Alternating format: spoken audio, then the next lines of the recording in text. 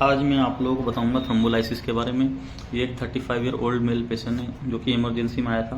Patient को acute chest pain था और पेशेंट के ईसीजी में इंटरवल एमआई था।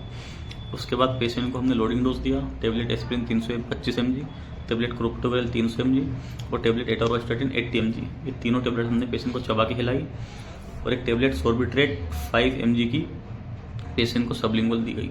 उसके बाद पेशेंट को आईसीयू में शिफ्ट किया थ्रोम्बोलाइसिस के लिए।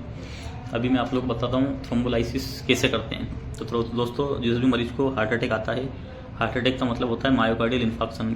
ये हार्ट के अलग अलग वॉल का होता है, जैसे कि anterior wall, inferior wall, lateral wall, septal wall और पोस्टीरियर वॉल, ये एमआई होते हैं। ये पेशेंट को जो एमआई डायग्नोस हुआ था वो था एंटीरियर वॉल मायोकार्डियल इन्फार्क्शन, जिसे हम AWMI भी बोलते हैं। ये डायग्नोस करने के बाद पेशेंट को लोडिंग डोज दिया जाता है। लोडिंग डोज देने के बाद पेशेंट को आईसीयू में लिया जाता है और पेशेंट का अटेंडेंट से कंसल्ट लिए जाते हैं। उसके बाद हम पेशेंट को थ्रोम्बोलाइसिस करते हैं। ये आप लोग देख सकते हैं, ये इंजेक्शन HTK है, इसे हम स्ट्रेप्टोकाइनेस बोलते हैं। ये 15 लाख इंटरनेशनल यूनिट का इंजेक्शन होता है जो कि पाउडर फॉर्म में होता है। ये पढ़ सकते हैं आप लोग, injection streptokinase 15 lakh international unit. इस इंजेक्शन को हम डिजोल्व करते हैं 50 ml NS में। एक 50 ml की डिस्पो होती है, 50 ml की एक सिरिंज होती है, उसके अंदर इसे डिजोल्व किया जाता है। ये आप लोग देख सकते हैं, सिस्टर जो 100 ml की NS है उससे इस सिरिंज को फिल कर रही है। इसमें हम 50 ml NS लेते हैं, नॉर्मल सलाइन लेते हैं। 50 ml पूरा लेने के बाद उसमें जो इंजेक्शन हमारा HTK है, स्ट्रेप्टोकाइनेस, उसको इसके अंदर डाल लेते हैं। ये आप लोग देख सकते हैं, कुछ इस तरह से इसे डिजोल्व किया जाता है और इंजेक्शन को फिल किया जाता है।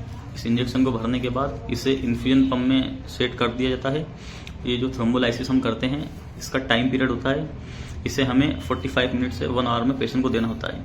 तो जब भी आप किसी पेशेंट को थ्रोम्बोलाइसिस करें, थ्रोम्बोलाइसिस करने से पहले पेशेंट को आपको पता होना चाहिए पेशेंट एमआई का है ना, पेशेंट को HT एलिवेशन एमआई होना चाहिए। अगर पेशेंट को नॉन HT एलिवेशन एमआई है, जिसे हम एनस्टेमी बोलते हैं, तो उसमें पेशेंट को आपको थ्रोम्बोलाइसिस नहीं करना है।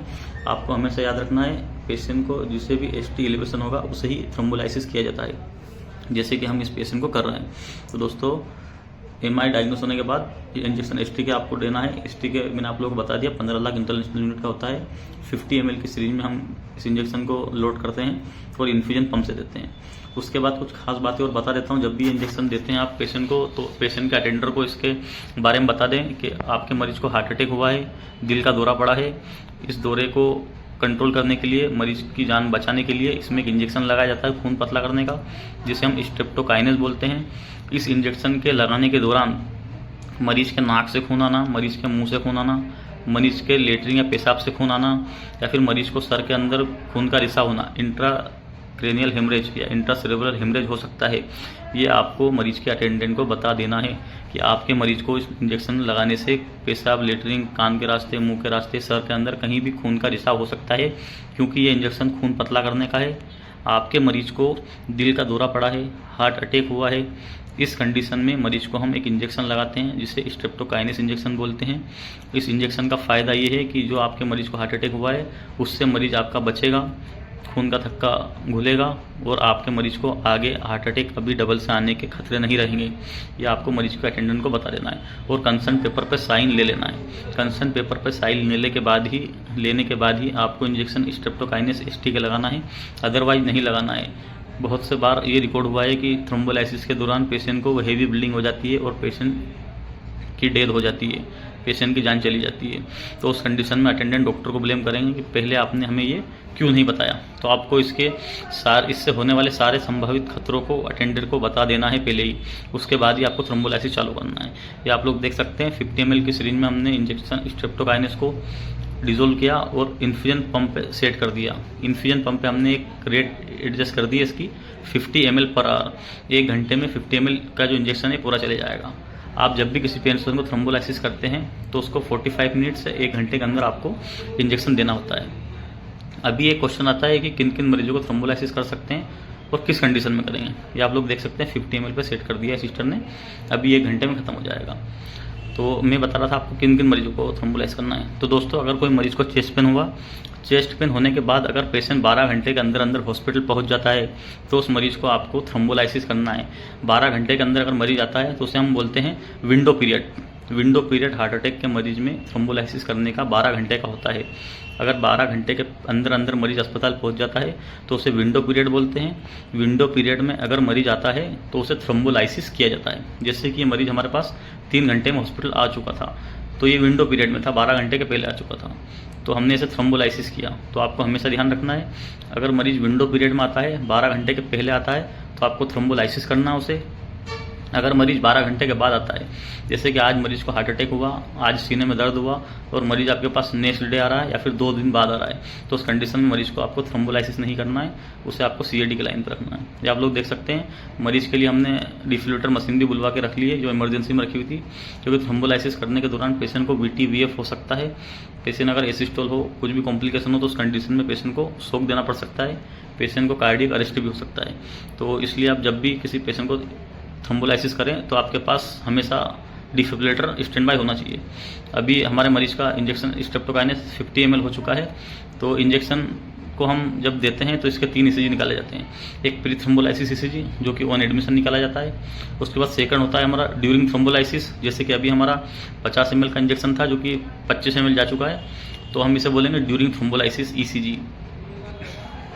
तो ये हम ड्यूरिंग थ्रोम्बोलाइसिस ECG करेंगे और इसमें हम देखते हैं कि पेशेंट के ECG में कोई चेंजेस तो नहीं हुए। जैसे कि पेशेंट को VT VF टाइप का तो कुछ नहीं है, पल्स पेशेंट की रेगुलर तो है ना, पल्स इरेगुलर तो नहीं है, RR इंटरवल बराबर तो चल रहा है ना, कोई एबनॉर्मलिटी तो नहीं आ रही ECG में, वो देखने के लिए हम इस पेशेंट के ECG निकालते हैं। 3 ECG निकाले जाते हैं, प्री थ्रोम्बोलाइज, ड्यूरिंग थ्रोम्बोलाइज और पोस्ट थ्रोम्बोलाइज। तो अभी हमने पेशेंट जब ऑन एडमिशन आया था तो उसका प्री थ्रोम्बोलाइज ECG निकाल चुके हैं, जिसमें ST एलिवेशन था लीड V2 V3 V4 में, और हमने पेशेंट का इंटरवल MI डायग्नोस किया और हम पेशेंट को थ्रोम्बोलाइसिस कर रहे हैं। उसके बाद अभी हमारा 50 ml इंजेक्शन जा चुका है, तो ड्यूरिंग थ्रोम्बोलाइसिस ECG ये अभी आप लोगों के सामने है, ये आप लोग देख सकते हैं। लीड V2 V3 V4 में पेशेंट को ST एलिवेशन है, तो ये सेकंड ECG हो गया हमारा ड्यूरिंग थ्रोम्बोलाइसिस। इसके बाद अभी हम पेशेंट का थर्ड ECG निकालेंगे जब पेशेंट का इंजेक्शन पूरा खत्म हो जाएगा, तो उसे हम बोलते हैं पोस्ट थ्रोम्बोलाइसिस ECG। ये आप लोग देख सकते हैं, पोस्ट थ्रोम्बोलाइसिस ECG अभी पेशेंट का निकलेगा। पेशेंट का इंजेक्शन 50 ml पूरा हो चुका था, अभी आप लोग को वीडियो में दिख रहा होगा कि तुरंत खत्म हो गया, ऐसा नहीं है। जब 25 ml इंजेक्शन पेशेंट को जा चुका था उस टाइम हमने ECG निकाला था और वीडियो को होल्ड कर दिया था। उसके बाद जब 50 ml इंजेक्शन पूरा हुआ तो उसके बाद फिर ये वीडियो रिकॉर्ड किया था। तो आप देख सकते हैं पेशेंट का थर्ड ये ECG है, पोस्ट थ्रोम्बोलाइसिस ECG बोलते हैं हम इसे। आपको एक प्री थ्रोम्बोलाइज करना है, उसमें ST एलिवेशन चेंजेस देखने मिलेंगे।